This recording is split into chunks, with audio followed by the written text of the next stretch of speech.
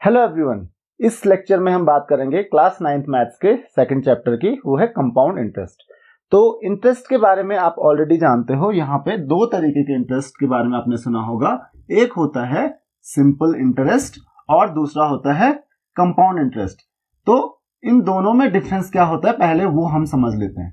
तो अगर हम बात करें सिंपल इंटरेस्ट की, तो आई थिंक आपने क्लास 8th में भी इसके बारे में पढ़ा होगा कि सिंपल इंटरेस्ट होता क्या है। तो सिंपल इंटरेस्ट में होता क्या है कि मान लेते हैं आपके पास कोई अमाउंट ऑफ मनी होता है। मान लेते हैं आपके पास 100 रुपए है, राइट। तो आपके पास 100 रुपीज है। इसको कहते हैं हम प्रिंसिपल। जो अमाउंट ऑफ मनी आपके पास होता है इसको हम क्या कहते हैं? इसको हम कहते हैं प्रिंसिपल, राइट। देन इसके बाद हमारे पास आता है दूसरा अमाउंट जिसको हम कहते हैं इंटरेस्ट। अब ये इंटरेस्ट आता कैसे है कि जब आप कोई अमाउंट ऑफ मनी किसी को देते हो तो आप क्या करते हो, आप क्या मानते हो कि आप 1 साल बाद या 2 साल बाद उससे कुछ एक्स्ट्रा मनी चार्ज करोगे। उसको हम क्या कहते हैं? जो एक्स्ट्रा मनी आप चार्ज करते हो, जैसे आप बैंक से लोन लेते हो तो बैंक आपसे एक्स्ट्रा चार्जेस लेता है, उसको हम क्या कहते हैं? इंटरेस्ट लेते हैं। अब ये इंटरेस्ट होता है परसेंटेज बेसिस पे। मान लेते हैं आप 10% इंटरेस्ट लेते हो, तो अगर 10% कितना होता है 100 का 10 रुपीज। तो अगर आपने किसी से 100 रुपीज लिए तो 1 साल बाद 10% ये होता है पर एनम। पर एनम का मतलब होता है हर साल आपको 10% एक्स्ट्रा पड़ेगा। अब होता क्या है कि 1 साल बाद आपको अगर ये पैसे वापस करने हैं तो ये प्रिंसिपल अमाउंट तो आपको लौटाना ही होगा, साथ में 10% आपको लौटाना होगा। 10% ऑफ ₹100 वो कितना हो जाएगा? 10 इंटू 100 डिवाइडेड बाय 100 वो कितना हो जाएगा? वो हो गया आपका 10 रुपीज। तो इसका मतलब आपको टोटल कितना लौटाना होगा? 100, वो हो जाएगा आपका 110 रुपीज। अब ये तो 1 साल की बात है। अब 2 साल के बाद क्या हो जाएगा? 1 साल में अगर ये 10 रुपीज था तो 2 साल में आपको कितना 10 रुपीज और ऐड कर दीजिए उसमें, क्योंकि हर साल ये 10 रुपीज आपको एक्स्ट्रा देने पड़ेंगे। तो अगर आप 2 साल के बाद दोगे तो 20 रुपीज एक्स्ट्रा हो जाएगा, तो 120 हो जाएगा। तो ऐसे में आपने पिछले साल सिंपल इंटरेस्ट का फॉर्मूला पढ़ा था, उसको हम जैसे SI से डिनोट करते हैं। वो क्या होता है? प्रिंसिपल, P से हम डिनोट करते हैं प्रिंसिपल को, इंटू रेट जितना होता है। तो प्रिंसिपल इंटू रेट तो क्या, लेकिन यहाँ पे हमने टाइम 1 ही साल लिया था, तो अगर टाइम 2 साल होता है तो 2 से मल्टीप्लाई करने का पड़ेगा। तो इंटू क्या होता है? P into R into T divided by 100। ये क्या होता है? सिंपल इंटरेस्ट का एक फॉर्मूला होता है, बहुत सिंपल सा एक फॉर्मूला है। लेकिन सिंपल इंटरेस्ट में एक प्रॉब्लम होती है कि अगर ये बहुत लॉन्ग ड्यूरेशन ऑफ टाइम के लिए, बैंक में भी यही प्रॉब्लम होती है। बैंक कभी भी आपको लोन देता है वो सिंपल इंटरेस्ट में नहीं देता है। क्यों नहीं देता है? क्योंकि एक चीज देखिए आप कि अगर आप 100 रुपीज लेते हो, सपोज आपके पास 100 रुपीज है, राइट, आपने वो बैंक में जमा किए और आप सोचिए आपको 10% सिंपल इंटरेस्ट मिल रहा है। 2 साल बाद कितना हो जाएगा? 100 रुपीज का 2 साल बाद कितना हो जाएगा? जैसे कि मैंने बताया 10 रुपए आपको हर साल मिल रहे हैं, तो 2 साल बाद 20 रुपए आपको एक्स्ट्रा मिलेंगे, तो 2 साल बाद वो 120 हो जाएगा। लेकिन आप एक चीज सोचिए कि आप एक काम करते हो कि आप 100 रुपीज जो है वो बैंक में जमा करते हो और 1 साल बाद वो कितना हो जाएगा? 10 रुपए एक्स्ट्रा मिलेगा, तो कितना हो जाएगा? 110। इसको निकाल के आप फिर से वापस बैंक में जमा करते हो तो 1 साल के बाद जो आपका प्रिंसिपल अमाउंट है वो कितना है? 110 हो जाएगा। और अगर आप उसको 10% इंटरेस्ट के हिसाब से रखते हो तो 110 का 10% कितना होता है? That is 11 rupees. तो अगले साल आपको 11 रुपीज एक्स्ट्रा मिलेंगे, मतलब 121 रुपीज मिलेंगे। तो क्या इसमें फायदा नहीं है? ऑब्वियसली इसमें ज्यादा फायदा है। तो यहां पे होता क्या है, ध्यान रखिए इस चीज का कि सिंपल इंटरेस्ट और कंपाउंड इंटरेस्ट दोनों में प्रॉब्लम क्या होता है? दोनों कि सिंपल इंटरेस्ट में जो आपका प्रिंसिपल है वो प्रिंसिपल एक बार जितना वो प्रिंसिपल शुरू में था वो उतना ही रहेगा। उसमें हम क्या नहीं ऐड करते हैं? जो इंटरेस्ट मिल रहा है उसको ऐड नहीं करते हैं। लेकिन जो कंपाउंड इंटरेस्ट होता है, ध्यान रखिए, जो कंपाउंड इंटरेस्ट होता है, कंपाउंड इंटरेस्ट में क्या होता है कि हर टाइम के बाद, एक डेफिनेट पीरियड ऑफ टाइम के बाद आपका जो प्रिंसिपल है वो चेंज हो जाता है, उसमें इंटरेस्ट ऐड कर दिया। देखिए कि यहाँ पे क्या हुआ, 110 रुपीज जो आपके इंटरेस्ट नहीं मिलेगा 1 साल के बाद, आप किस पे मिलेगा? तो ये ज्यादा बेनिफिशियल होता है कंपाउंड इंटरेस्ट हमेशा से सिंपल इंटरेस्ट से। तो आपको ये चीज समझनी है कि प्रिंसिपल अमाउंट जो होता है वो हर पर्टिकुलर टाइम के बाद क्या होता रहता है? चेंज होता है। 1 साल के बाद ये 110 रुपीज हो जाएगा, 2 साल के बाद ये प्रिंसिपल चेंज हो जाएगा 121।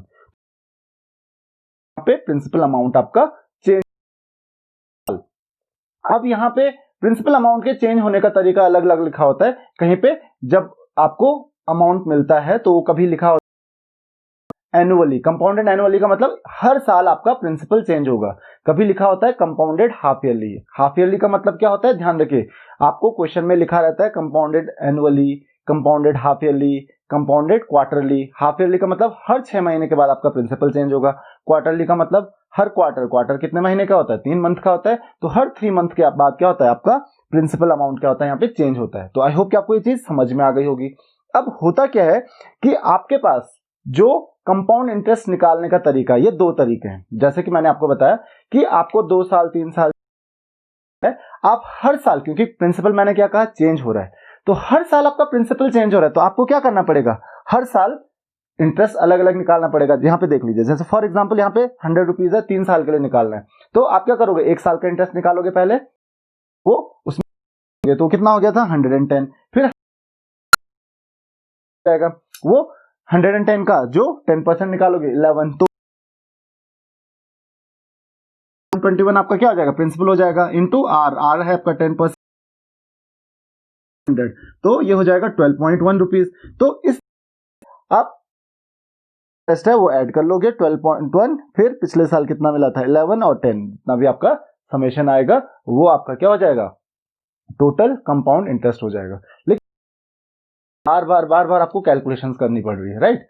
इसके लिए हम क्या करते हैं, इसके लिए हम ये तरीका यूज नहीं करते हैं। हम क्या करते हैं, हम एक फॉर्मूला डिराइव करेंगे, किसके लिए, कंपाउंड इंटरेस्ट के लिए। तो कंपाउंड इंटरेस्ट और सिंपल इंटरेस्ट में आपको एक चीज समझ में आ गई होगी कि कंपाउंड इंटरेस्ट हमेशा ज्यादा होगा सिंपल इंटरेस्ट से। क्यों, क्योंकि यहाँ पे जो इंटरेस्ट मिलता है वो प्रिंसिपल के साथ ऐड हो जाता है, तो आपका जो प्रिंसिपल अमाउंट होता है वो इंक्रीज हो जाता है। उसके इंक्रीज होने की वजह से ऑब्वियसली इंक्रीज होगा प्रिंसिपल अमाउंट, तो उसकी वजह से जो आपका इंटरेस्ट है वो भी ज्यादा होगा। तो ये टर्म्स आपको समझने हैं। तो देखिए, आपको लास्ट में जो अमाउंट मिलेगा उसको हम ए से डिनोट करते हैं। अमाउंट इक्वल टू क्या होता है, प्रिंसिपल प्लस इंटरेस्ट। अब हम बात करते हैं कंपाउंड इंटरेस्ट की। तो कंपाउंड इंटरेस्ट हम कैसे कैलकुलेट करते हैं, तो चलिए देखते हैं।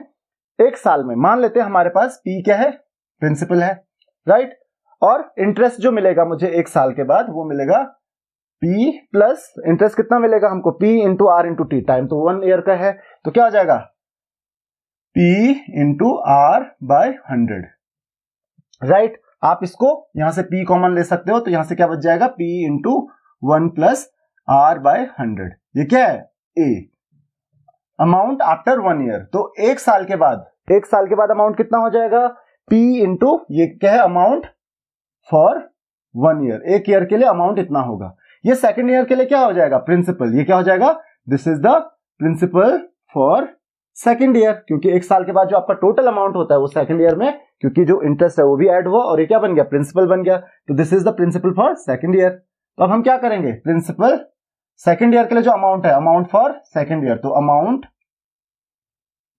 इन सेकंड ईयर में अमाउंट क्या आ जाएगा, तो चलो देखते हैं। तो प्रिंसिपल कितना है, P into 1 plus R by 100, ये क्या हो गया, फर्स्ट ईयर का क्या है, जो प्रिंसिपल है, जो अमाउंट है वो प्रिंसिपल होगा, प्लस जो प्रिंसिपल था, प्रिंसिपल कितना था बाय 100, तो ध्यान रखिए P की जगह पे क्या है यहाँ पे, P into 1 plus R by 100 into क्या आ जाएगा फिर से आर बाय 100। तो ये तो P हो गया, ये P की वैल्यू होगी, ध्यान रखिए जो P डैश है इसको आप P डैश मान लीजिए, that is the principal for second year. तो P डैश की जो वैल्यू है वो इतनी रहेगी इंटू आर बाय 100, अलग से हो जाएगा। तो यहां से आप क्या कर सकते हो, P into 1 plus R by 100 common ले सकते हो, तो फिर से क्या बच रहा है हमारे पास, 1 प्लस आर बाय 100। तो हमारे पास क्या बचा, P into 1 plus R by 100, 2 बार आया तो इसका होल स्क्वायर हो जाएगा। अब इसको आप ऐसे करते रहोगे, ये थर्ड ईयर के लिए प्रिंसिपल हो जाएगा। तो इसको आप अगर आप करते रहोगे, ऐसे करते रहोगे, तो इस तरीके से आपके पास जो फॉर्मूला डिराइव होगा, तो आपने देखा एक साल में जो आपको अमाउंट मिला वो मिला P into 1 plus R by 100, 2 साल में मिला जो P into 1 plus R by 100 का होल स्क्वायर, 3 साल में क्या मिलेगा, P into 1 plus R by 100 का होल क्यूब, 4 साल में P into 1 plus R by 100 का होल रेस्ट पावर 4। तो इस तरीके से फॉर आफ्टर n ईयर्स, तो n ईयर्स के बाद क्या होगा, n ईयर्स के बाद क्या होगा, जो अमाउंट मिलेगा आपको, ध्यान रखिए ये अमाउंट का फॉर्मूला है ना कि कंपाउंड इंटरेस्ट का, तो अमाउंट इक्वल टू क्या हो जाएगा, P into 1 plus R by 100। देखिए एक साल के बाद P into 1 plus R by 100 था, 2 साल के बाद स्क्वायर हो गया, 3 साल के बाद क्यूब हो जाएगा, तो n ईयर्स के बाद क्या हो जाएगा, होल रेस्ट पर n। तो ये हो गया आपका अमाउंट। ध्यान रखिए this is the formula for the amount, ये किसके लिए फॉर्मूला है, अमाउंट के लिए फॉर्मूला है। अब अगर हम बात करें कंपाउंड इंटरेस्ट की, तो कंपाउंड इंटरेस्ट इक्वल टू क्या होता है, देखो अमाउंट इक्वल टू क्या होता है, प्रिंसिपल प्लस इंटरेस्ट, तो इंटरेस्ट इक्वल टू क्या हो जाएगा, अमाउंट जितना टोटल मिला आपको माइनस प्रिंसिपल, तो उसको आप माइनस कर दोगे तो क्या हो जाएगा, that is equal to P into 1 plus R by 100 whole raised power n minus P. तो आप चाहो तो इन दो से पी कॉमन ले सकते हो, तो क्या बचेगा, P into 1 plus R by 100 whole raised power n minus 1। तो ये क्या हो जाएगा, आपका कंपाउंड इंटरेस्ट का फॉर्मूला हो जाएगा। और अगर आपको ये फॉर्मूला याद नहीं करना तो कोई प्रॉब्लम नहीं है, आप अमाउंट कैलकुलेट कीजिए और अमाउंट में से प्रिंसिपल को माइनस कर दीजिए, आपको क्या मिल जाएगा, आपको कंपाउंड इंटरेस्ट मिल जाएगा। तो आई होप कि ये चीजें आपको समझ में आ गई होंगी। तो सबसे पहली चीज, ये बैंकिंग सिस्टम में तो बहुत इंपॉर्टेंट है ही, मींस अगर आपको किसी को जो लोन देना है या किसी से लोन लेना है, वहां पे कंपाउंडेड एनुअली या कंपाउंडेड हाफ ईयरली जो भी कंडीशंस हैं उसके अकॉर्डिंग ही आपको मनी मिलता है या आप किसी को लोन देते हो। यहाँ पे सिंपल इंटरेस्ट नहीं लगता है क्योंकि सिंपल इंटरेस्ट में नुकसान है, तो ये प्रॉब्लम यहाँ पे होती है। नाउ कंपाउंड इंटरेस्ट वाला फॉर्मूला जो है वो सिर्फ और सिर्फ एक ही चीज में काम नहीं आता है, ये बहुत सारी जगह और काम आता है, ध्यान रखिए। तो ये जो कंपाउंड इंटरेस्ट है, ध्यान रखिए, ये तो कमर्शियल हो गया, ये तो मनी का प्रॉब्लम है, तो मनी में तो ये काम आएगा ही आएगा, लेकिन कमर्शियली ही नहीं, ये और भी चीजों में काम आता है, जैसे कि पॉपुलेशन में। तो पॉपुलेशन भी कंपाउंडेड ही होती है। फॉर एग्जांपल आपने सुना भी होगा, जैसे किसी ने बोला कि इस पर्टिकुलर कंट्री में, जैसे इंडिया में बोल दिया कि इंडिया में जो पॉपुलेशन ग्रोथ है वो क्या है, 2% है। कितना है, 2%। तो 2% जो पॉपुलेशन ग्रोथ है वो क्या होगा, वो प्रिंसिपल जो है, प्रिंसिपल क्या होगी, करंट पॉपुलेशन। अब मान लीजिए इस साल क्या है पॉपुलेशन है किसी भी कंट्री की, किसी भी जगह की मान लेते हैं, तो एग्जांपल के तौर पे कर लेते हैं 1000 है, और 2% उसकी क्या है होगा, एक साल के बाद क्या हो जाएगा, 1000 का 2% लगा लीजिए आप, दैट इज 20। तो एक साल के बाद कितना हो जाएगा, 1020। अब उसके अगले साल जो पॉपुलेशन ग्रोथ अगर तभी भी 2% ही है, मान लेते हैं कंसिस्टेंटली चल रही है, अगले साल अगर 2% ही है तो क्या करेंगे, उस 1000 का यहां पे भी जो पॉपुलेशन ग्रोथ हो रही है ये भी क्या, जरूरी नहीं है कि किसी जगह की ग्रो ही करे, कम भी हो सकती है। तो पॉपुलेशन ग्रोथ हो रही है, पॉपुलेशन कम हो रही है, वो भी क्या होती है, कंपाउंडेड ही हो रही है, बस वहां पे रेट क्या हो जाता है, नेगेटिव हो जाता है। तो अगर पॉपुलेशन कम हो रही है तो यहाँ पे माइनस लगा दीजिए कीजिए। तो आई होप कि आपको ये चीज समझ में आ गई होगी। अब एक और कंडीशन आती है कि अगर मान लेते हैं यहीं पे रेट क्या होता है, हर साल क्या हो रहा है, चेंज हो रहा है। तो रेट हर साल चेंज हो रहा है, तो मैंने आपको बताया था पहले साल में क्या था, पी इंटू 1 प्लस, मान लेते हैं पहले साल 1 R1 था, R1 बाय 100, दूसरे साल क्या हो जाएगा, R2 हो जाएगा, तो क्या करेंगे 1 प्लस यहाँ पे R2 बाय 100, क्योंकि कॉमन देखिए यही आया था ना। दूसरे साल अगर R की जगह यहाँ पे R2 हो जाता, सॉरी ये वाला R2 हो जाता, तो यहाँ पे R2 आ जाता, तो R2 bye 100 into 1 plus R3 bye 100, तो ये सो ऑन चलता रहेगा। तो अगर हर साल के लिए रेट अलग अलग होता है, जैसे पॉपुलेशन ग्रोथ में है या पॉपुलेशन डिप्रेशन में है, अगर ग्रो हो रही है तो ऑब्वियसली यह क्या होगा, ऐड होगा, plus R1 bye 100 plus R2 bye 100, और अगर डिक्रीज हो रही है तो इसको माइनस R1 बाय 100 करना पड़ेगा। मतलब अगर यहीं पे आपको पैसे जो है वो कम हो रहे हैं तो यहाँ पे क्या लग जाएगा, माइनस का साइन लग जाएगा। तो आपको ये चीज समझ में आनी चाहिए कि अगर ये चीज कम हो रही है, जैसे आपने देखा होगा कि जो लाइबिलिटीज होती हैं, फॉर एग्जांपल आपके पास एक कार है या फिर आपके पास कोई भी मटेरियल है, आपके पास सेल फोन है, आपके पास कंप्यूटर है, तो जो भी आपके घर में मटेरियल है, रेफ्रिजरेटर, तो इनकी जो वैल्यूज होती हैं वो कभी भी बढ़ती नहीं। आपने देखा भी होगा कि अगर आप एक कार लेते हो, मान लेते हो आप एक 10 लाख की कार लेते हो, तो 10 लाख की अगर कार होगी तो एक साल बाद अगर आप उसको बेचोगे तो क्या उसकी कॉस्ट बढ़ जाएगी, बिल्कुल नहीं, उसको आपको कम में बेचना पड़ेगा। तो इसको हम कहते हैं डिप्रिसिएशन, उसकी जो वैल्यू होती है वो कम होती है, तो वो भी किसी पर्टिकुलर रेट पे ही होती है। तो इसका आपको ध्यान रखना है कि जैसे 10% डिप्रिशिएट होती जाती है उसकी वैल्यू की, अगर मान लेते हैं 10% या फिर 20% जो भी है, तो मान लेते हैं अगर उसकी वैल्यू 20% या 10% डिप्रिशिएट होती है, तो 10 लाख का 10% कितना होता है, वो होता है 1 लाख। तो एक साल के बाद अगर आप उसको बेचोगे तो उसकी कॉस्ट 10 लाख नहीं रह जाएगी, उसकी कॉस्ट हो जाएगी 9 लाख। 2 साल बेचोगे तो 9 लाख का 10%, ना कि 10 लाख का, अगेन क्योंकि 10% पर ईयर हो रहा है, या 20% होता तो एक साल बाद क्या हो जाएगा, 8 लाख हो जाएगी, 2 लाख कम हो जाएगी उसकी वैल्यू। तो 8 लाख का 20%, तो 8 लाख दैट इज 1,60,000। तो 1,60,000 आप उससे और कम कर लोगे तो 2 साल बाद उसकी कॉस्ट उतनी रह जाएगी। तो ये क्या होता है, ये किसी भी चीज की, ये एक एग्जांपल दे रहा हूं मैं, ये नहीं कह रहा हूं कि 20% ही कम होती है या 10% ही कम होती है, एक एग्जांपल दे रहा हूं कि जनरली इसी रेट से, जो कंपाउंडेड रेट होता है, उसी रेट से किसी भी चीज की वैल्यू गिरती है, लगातार नहीं गिरती है। अगर लगातार गिरती रहे तो 20% अगर वैल्यू गिरेगी तो 20% आप करोगे हर साल, तो 5 साल में तो उसकी कॉस्ट जीरो हो जाएगी, 5 साल बाद तो चीज फ्री में चली जाएगी। तो ऐसा नहीं होता है, इस चीज का आप ध्यान रखिए।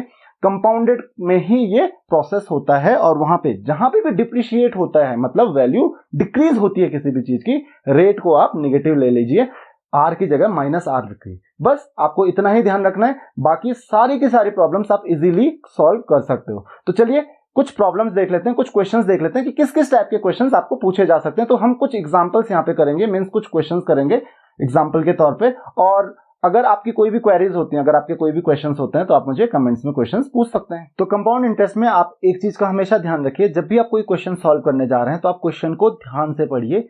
तो देखिए कि क्या क्या चीज आपको क्वेश्चन में ध्यान से पढ़नी है। तो सबसे पहले जैसे पहला क्वेश्चन है आपके पास, find the amount and compound interest. तो कौन कौन सी चीजें यहाँ पे कैलकुलेट करनी है आपको कैलकुलेट करना है अमाउंट एंड कंपाउंड इंटरेस्ट। तो यहाँ पे हम फर्स्ट क्वेश्चन ट्राई करते हैं। तो ये कह रहा है कि हमको अमाउंट और कंपाउंड इंटरेस्ट कैलकुलेट करना है ऑन ₹20,000। तो इसका मतलब आपको क्या दिया हुआ है, जो गिवन डेटा है उसको आप लिख लेते हो। प्रिंसिपल इक्वल टू कितना, ₹20,000। तो आपने प्रिंसिपल लिख लिया। देन टाइम भी आपको दिया हुआ है, टी इक्वल टू कितना है, टाइम इक्वल टू दिया हुआ आपको 3 years। देन उसके अलावा आपको दिया हुआ है रेट ऑफ इंटरेस्ट, तो आर इक्वल टू दिया हुआ आपका 10, जिस पे आप ध्यान जनरली नहीं देते हो। यहां पे लिखा है rate of interest per annum, मतलब हर साल आपको इंटरेस्ट मिलेगा। तो जनरली यहाँ पे एक साल के बाद, पर एनम अगर लिखा होता है इसका मतलब एक साल के बाद आपका इंटरेस्ट चेंज हो जाएगा। तो आर इक्वल टू क्या है, 10% पर एनम। तो यहाँ पे आप डायरेक्टली फॉर्मूला यूज कर सकते हो, या फिर 3 अलग अलग पार्ट्स में के तौर पे आपको बताया था, तो उस तरीके से तो आप कर ही सकते हो। आप 220 कितना होता है 2000, तो एक साल में कितना हो जाएगा, जो इंटरेस्ट होगा 2000 हो जाएगा। तो 2000 प्लस 20,000 22,000 के लिए आपको क्या हो जाएगा, प्रिंसिपल हो जाएगा। फिर सेकंड ईयर में जो 22,000 है उसका 10% आप कैलकुलेट करोगे। तो 22,000 का 10% कितना हो जाएगा, 2000 उसमें ऐड हो जाएगा। तो थर्ड ईयर के लिए वो प्रिंसिपल हो जाएगा ईयर के लिए, और फिर टोटल इंटरेस्ट आप कैलकुलेट कर लोगे। तरीका होता है वो सिंपल इंटरेस्ट के तरीके से आप सॉल्व करते हो। दूसरा मैंने आपको बताया, तो फॉर्मूले में आप डायरेक्टली कैलकुलेट कर सकते हो। कैसे, अमाउंट का 1 प्लस r बाय 100⁻n। तो यहां पे आप अमाउंट, ध्यान रखिए आप गलती मत करना, आप कभी भी इसको कंपाउंड इंटरेस्ट मत समझना। This is the formula for amount, ये इंटरेस्ट का फॉर्मूला नहीं है, ये अमाउंट का फॉर्मूला है। बहुत सारे बच्चे इसमें गलती करते हैं, तो ये अमाउंट का फॉर्मूला है। तो अमाउंट इक्वल टू क्या हो जाता है, अमाउंट इक्वल टू प्रिंसिपल की वैल्यू पुट कीजिए, हर चीज आपको दी हुई है, दैट इज 20,000 इंटू 1 देखिए, प्लस 10/100, ये हो जाएगा आपका रेस्ट पावर n कितना है 3 years। तो 10 देखो यहाँ पे इसको सिंप्लीफाई कीजिए, 1/10, तो ये हो जाएगा 20,000 इंटू, ये हो जाएगा 1/10 प्लस 1, ये हो जाएगा 11/10 होल रेस्ट पावर 3। तो यहाँ पे 20,000 आप मल्टीप्लाई करोगे, दिस इज योर 20,000 इंटू 11 का क्यूब जो होता है दैट इज 1331/1000 जो होता है that is the cube of 10। अब आप इसको कैंसिल करोगे तो क्या हो जाएगा 20 इंटू 1330, तो 1331 को आप इजीली मल्टीप्लाई कर सकते हो जाएगा, ये आपका अमाउंट आएगा। इस चीज का ध्यान रखिए, this is not your compound interest, ये अमाउंट आएगा आपका। तो ये कितना हो जाता है, दैट इज 26620। तो ये हो गया आपका अमाउंट। तो पहली चीज आपको क्या पूछी गई थी, अमाउंट पूछी गई थी। दूसरी चीज आपको क्या पूछी गई थी, कंपाउंड कैलकुलेट कर सकते हो, that is amount minus principal. तो अमाउंट कितना है आपके पास, 26620 माइनस 20,000। तो ये आपका क्या हो गया, ये आपका कंपाउंड इंटरेस्ट हो गया, दैट इज 6,620 रुपीज। ये क्या है, आपका अमाउंट है। कितने साल के बाद, कंपाउंड इंटरेस्ट से 3 साल के बाद आपको इतना कंपाउंड इंटरेस्ट मिल जाएगा। अब आप खुद देख लीजिए, अगर ये सिंपल इंटरेस्ट होता है तो 3 साल में आपको कितना मिलता है, 2,000 पर ईयर मिल रहा है, तो 6,000 मिलता है। तो यहाँ पे 6,620, तो 620 आपको एक्स्ट्रा मिल गया है। तो आई होप कि आपको ये चीज समझ में आ गई होगी। तो कभी कभी क्वेश्चन आ जाता है कि आप डिफरेंस पता कीजिए कि सिंपल इंटरेस्ट और कंपाउंड इंटरेस्ट में कितना आएगा। तो कंपाउंड इंटरेस्ट आप इस फॉर्मूले से निकाल लोगे, सिंपल इंटरेस्ट आप सिंपल इंटरेस्ट वाले फॉर्मूले से निकाल लोगे, दोनों में डिफरेंस क्रिएट कर लोगे। तो आई होप ये क्वेश्चन आपको समझ में आ गया होगा। अब चलते हैं हम सेकंड क्वेश्चन की तरफ। सेकंड क्वेश्चन देखिए, find the compound interest on ₹16,000 at 15% per annum for 2 and 1/3 years. अब यहाँ पे देखिए कंप्लीट इंटरेस्ट जो है वो 2 and 1/3 ईयर्स के लिए। अब 1/3 ईयर्स के लिए थोड़ा पावर अगर 1/3 आपके लिए डिफिकल्ट हो जाएगा, तो यहाँ पे आप एक स्ट्रेटेजी यूज करोगे, क्योंकि पावर अगर आप करोगे 2 and 1/3 कितना हो रहा है 7/3, तो 7/3 पावर करना थोड़ा सा डिफिकल्टी उसमें होगी। पावर 7 करोगे फिर उसका क्यूब रूट करोगे तो वो बहुत ही ज्यादा डिफिकल्ट हो जाएगा आपके लिए, तो ऐसा करना हमारे लिए बेनिफिशियल नहीं है। तो हम क्या करेंगे, हम एक बहुत सिंपल सा काम करेंगे, हम जो नंबर है पहले हम केवल 2 ईयर्स का करेंगे और जो 1/3 ईयर्स है उसके लिए अलग से कैलकुलेट कर लेते हैं। तो टोटल, तो चलिए स्टार्ट करते हैं। तो कैसे करेंगे, देखिए P कितना दिया हुआ आपको, प्रिंसिपल दिया हुआ है ₹16,000। देन जो आपको टाइम दिया हुआ है, टाइम कितना दिया हुआ है 2 and 1/3 ईयर, राइट। और जो आपको देखिए निकालना क्या है, क्या कैलकुलेट करना है, कंपाउंड इंटरेस्ट। तो हम क्या करेंगे, दूसरी चीज हम रेट देख लेते हैं। रेट कितना है 15% पर एनम। देखिए यहाँ पे भी रेट क्या है 15% पर एनम। देखिए अब यहाँ पे आप कैलकुलेशन किस तरीके से करोगे, हम पहले क्या कैलकुलेट करेंगे, मैंने कहा फॉर 2 ईयर्स के लिए कैलकुलेट करेंगे। तो आप चाहिए तो आप अमाउंट का फॉर्मूला यूज कीजिए, क्योंकि अमाउंट का फॉर्मूला ही हम यूज करेंगे, वो ज्यादा अच्छा रहेगा आपके लिए। तो अमाउंट जो होगा फॉर 2 ईयर्स, तो क्या करेंगे, अमाउंट इक्वल टू क्या हो जाएगा, P into 1 plus R/100 rest power 2 हो जाएगा यहाँ पे। तो अमाउंट जो होगा दैट इज P प्रिंसिपल आपको दिया हुआ है that is 16,000, then into 1 plus rate जो दिया हुआ है दैट इज 15/100 का होल स्क्वायर। तो आप इसको सिंप्लीफाई कर सकते हो, ये होता है आपका 3/20। तो A इक्वल टू क्या हो जाएगा 16,000 इंटू 23 बाय जो 20 है 20 का होल स्क्वायर। तो ये आपके पास कितना हो जाएगा, अमाउंट देखिए कितना हो रहा है 60,000 इंटू 23। तो 23 का जो 20 का जो स्क्वायर होता है वो तो होता है 16,000 इंटू 23 का स्क्वायर होता है आपके पास दैट इज 529। तो 20 का स्क्वायर होता है आपका 400, और आप इसको इजीली यहाँ पे कैंसिल कर सकते हो। तो ये 2 जीरोस कैंसिल हो जाएंगे और यहाँ पे आएगा आपका 40। तो यहाँ से अमाउंट जो है वो इजीली आप कैलकुलेट कर सकते हो। तो कितना आ रहा है, आप यहाँ पे हम अमाउंट लिख लेते हैं, वो आ रहा है आपका 21,160। तो ये आपका 2 साल के बाद अमाउंट इतना आ जाएगा दैट इज 21,160। तो ये तो हो गया आपका 2 साल के बाद का अमाउंट। लेकिन आपको क्या पूछा गया है, आपको पूछा गया कंपाउंड इंटरेस्ट। क्वेश्चन ध्यान से पढ़िए, अगेन मैंने बोला है आपको जो चीज पूछी गई है आप उस चीज के बारे में जरूर बताइए।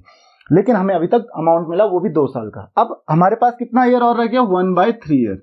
तो मैंने आपको बताया था यहाँ पे क्या होता है, यहाँ पे होता है कंपाउंडेड एनुअली, मतलब ये जो बाकी का 1/3 ईयर है उसमें जो आपको इंटरेस्ट मिलेगा उसमें आपको इंटरेस्ट इस 16,000 रुपीज पे नहीं मिलेगा। अब ये प्रिंसिपल नहीं रह गया, मैंने क्या बताया था कंपाउंड इंटरेस्ट में प्रिंसिपल हमेशा चेंज होता है। तो अब प्रिंसिपल क्या होगा 21,160, ये आपका क्या हो जाएगा नया प्रिंसिपल हो जाएगा। तो अब हम क्या करेंगे, इस 1/3 ईयर के लिए अलग से इंटरेस्ट कैलकुलेट करेंगे। तो फॉर क्या करेंगे, फॉर नेक्स्ट 1/3 ईयर, जो नेक्स्ट 1/3 ईयर आपका है उसके लिए हम क्या करेंगे, जो कंपाउंड इंटरेस्ट होगा, मैं सीधा आई लिख रहा हूं, इंटरेस्ट इक्वल टू क्या हो जाएगा, मैं डायरेक्ट लिख रहा हूं that is P into P कितना होगा उसके लिए, ध्यान रखिए प्रिंसिपल उसके लिए ये होगा न कि ये, देन 21,160 इंटू R दिया हुआ आपको 15% इंटू टाइम, टाइम कितना दिया हुआ है, कितना है 1/3 ईयर, तो 1/3 3 डिनोमिनेटर में आ जाएगा इंटू 100, तो ये हो जाएगा आपका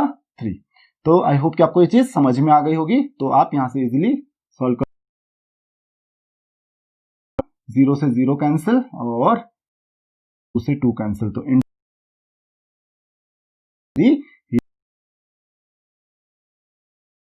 1058। तो ये क्या है, इंटरेस्ट है।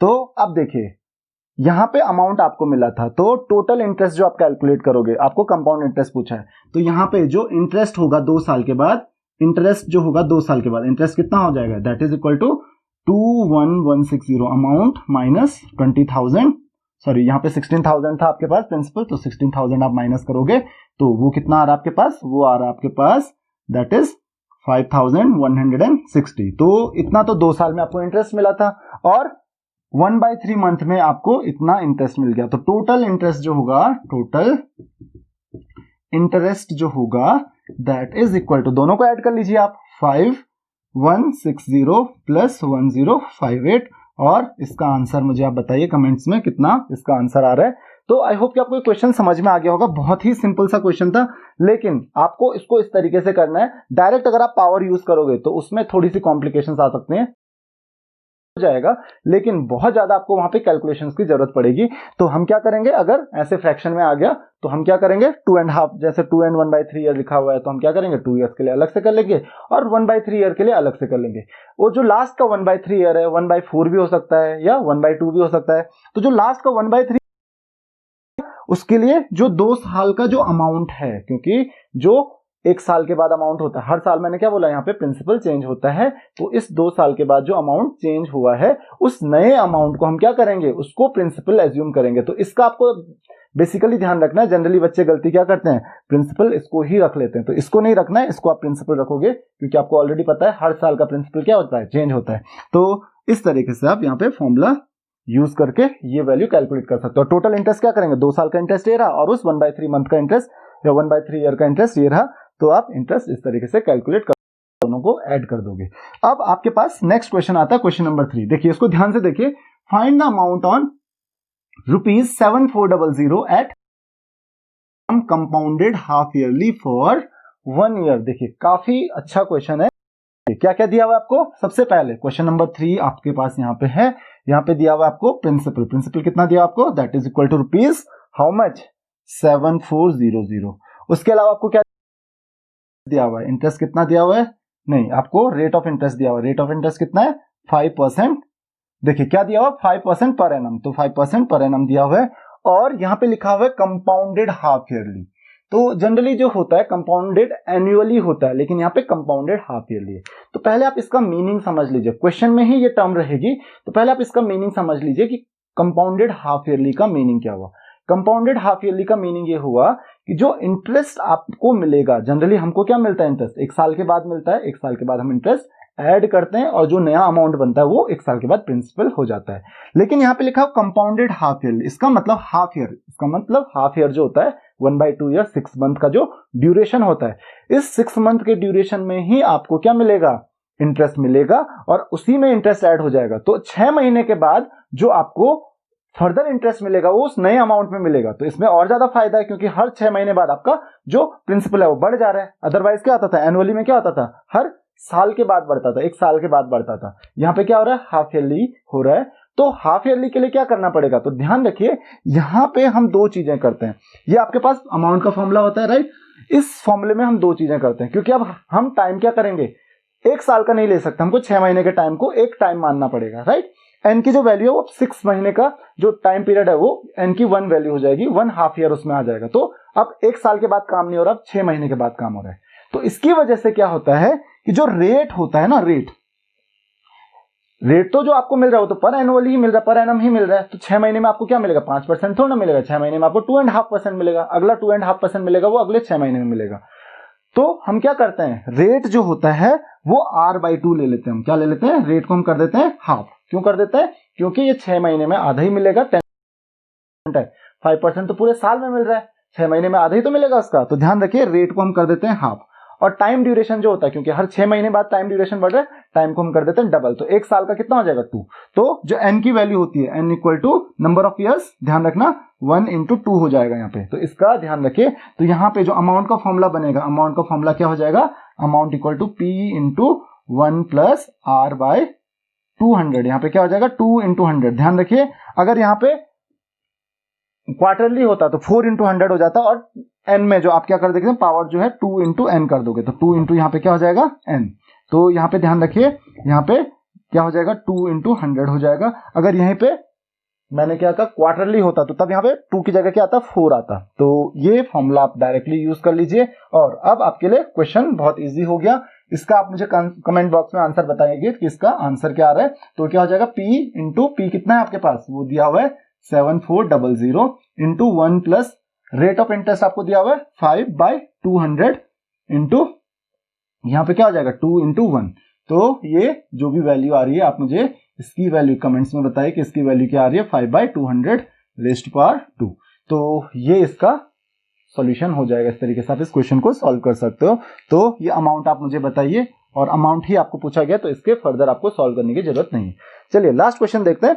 In what time the compound interest on rupees this 12.5% per annum, तो कंपाउंडेड एनुअली। यहाँ पे सब कुछ सिंपल है, तो इस टर्म पे जरूर आपको ध्यान देना है, कंपाउंडेड हाफ ईयरली है या फिर कंपाउंडेड एनुअली है। जनरली कभी कभी लिखा नहीं होता है तो आपको अंडरस्टूड होता है वो कि कंपाउंडेड एनुअली है, लेकिन अगर मेंशन किया होता है कि कंपाउंडेड हाफ ईयरली है तो ध्यान रखिए r/2 कर देंगे, अगर क्वार्टरली है तो r/4 कर लेंगे और n/4 कर लेंगे, हाफ ईयरली तो r/2 कर लेंगे और n/2 कर लेंगे। क्यों करेंगे ये आपको मैं ऑलरेडी समझा चुका हूं।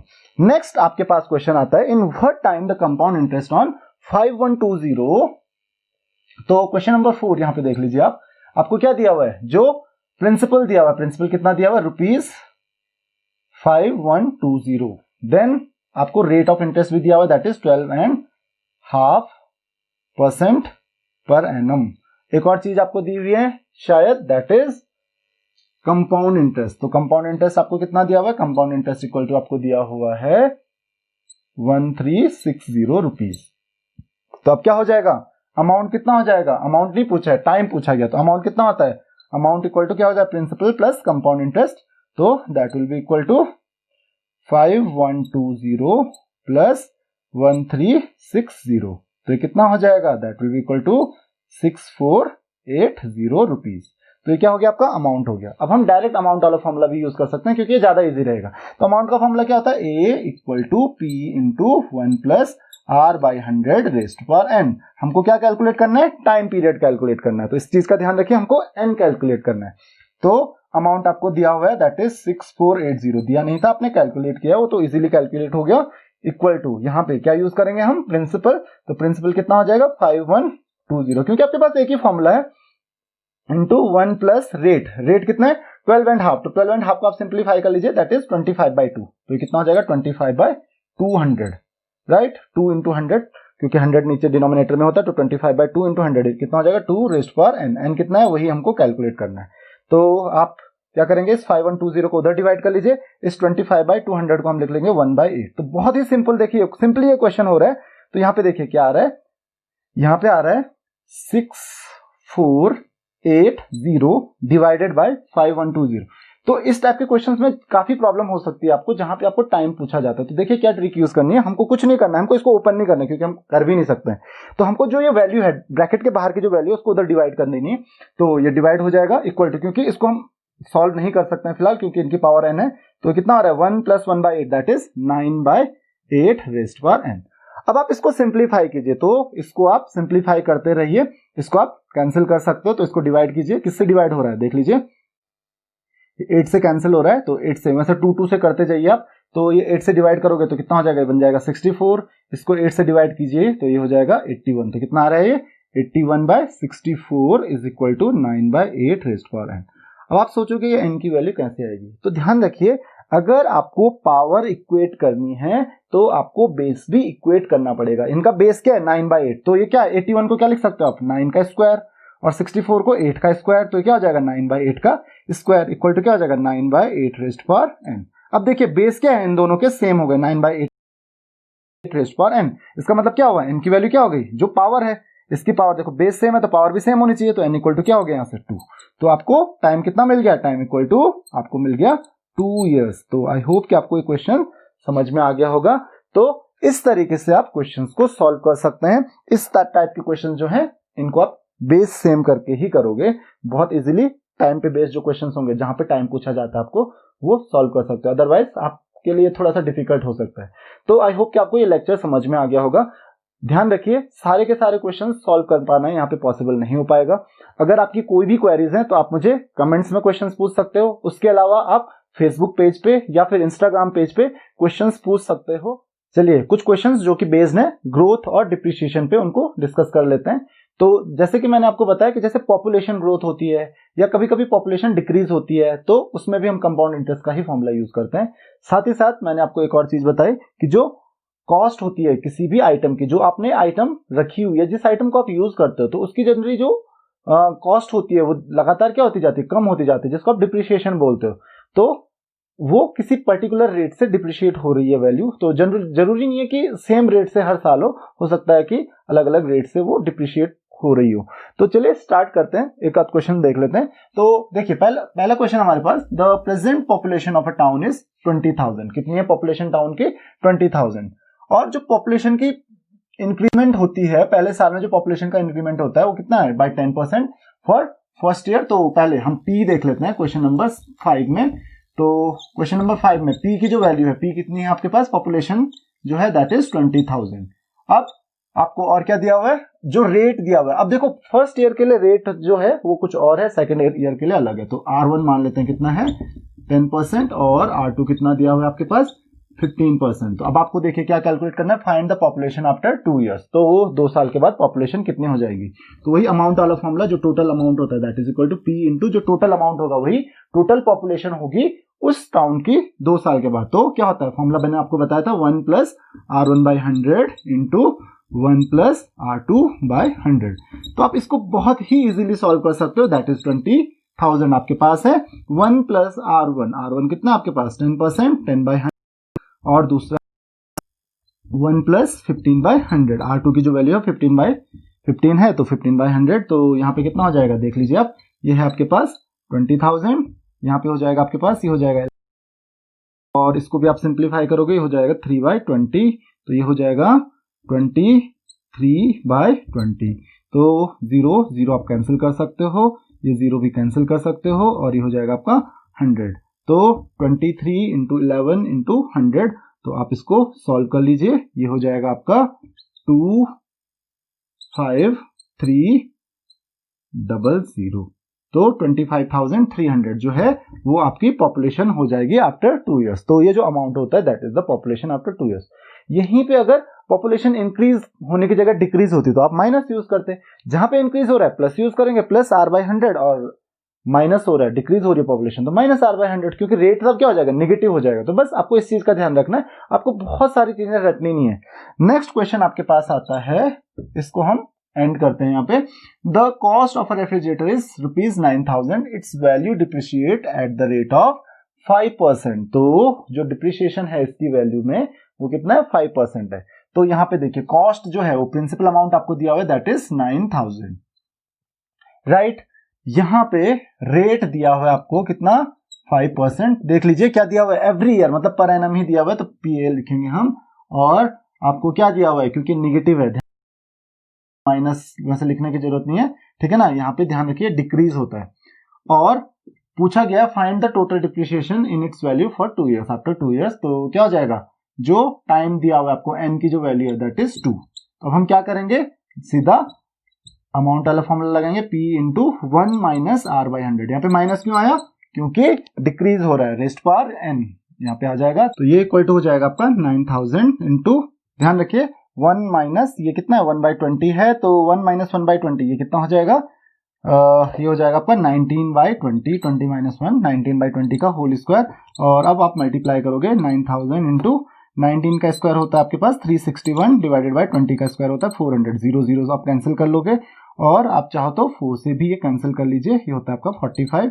तो आप कैलकुलेशन कर लीजिए, मैं यहाँ पे वैल्यू रख लेता हूँ। ये जो वैल्यू आ रही है आपकी, ये आती है आपकी 8122.5। तो इतनी रुपीस जो है उसकी वैल्यू है। लेकिन अगेन मैंने आपको बोला है आपको क्वेश्चन बड़े ध्यान से पढ़ना है। तो क्वेश्चन में क्या लिखा हुआ है? Find the total depreciation after 2 years. जो इसकी वैल्यू में टोटल डिप्रिसिएशन होता है, टोटल डिप्रिसिएशन का मतलब कितनी कम हुई है वैल्यू। ये तो इसकी क्या है? This is the value after 2 year, ये 2 साल के बाद की वैल्यू है, ध्यान रखिए।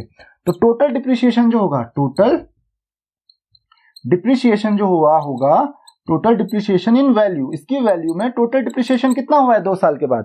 तो एक्चुअल में कितनी थी? That is equal to 9,000 minus अब उसकी वैल्यू क्या रहेगी? That is 8122.5।